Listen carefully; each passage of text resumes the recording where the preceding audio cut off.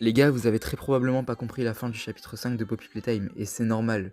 En fait, à la fin du chapitre 5, on fait exploser le prototype avec le train. Mais le train, il le tue pas. Le prototype sort des débris du train et nous fonce dessus. Et puis ensuite, il nous attrape et il nous plante avec sa main. Et en fait, après, on voit son ombre qui qui va nous attraper, on dirait, et qui est également sur Poppy. Et après, on voit une scène où le prototype trimballe quelqu'un et il le jette dans le liquide de Poppy. Et je pense, selon moi, que la vision qu'on a, c'est celle de Poppy. Pourquoi?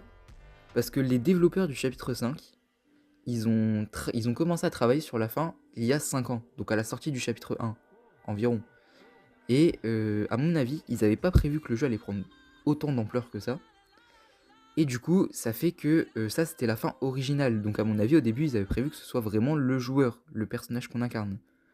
Et en fait, selon moi, le fait qu'on nous ramène à la raison avec Giblet, et qui nous dit que Poppy a été emmenée par le prototype, confirme un peu cette théorie comme quoi la vision qu'on a, ce serait celle de Poppy, et pas celle du joueur. Parce que sinon, ils auraient eu aucun intérêt à nous montrer la scène du prototype qui a kidnappé quelqu'un. Voilà. En tout cas, j'espère que cette vidéo, elle vous a plu, elle vous aura aidé à comprendre la fin de Poppy Playtime, chapitre 5 du coup. Et n'hésitez pas à vous abonner et à liker le short si vous a plu.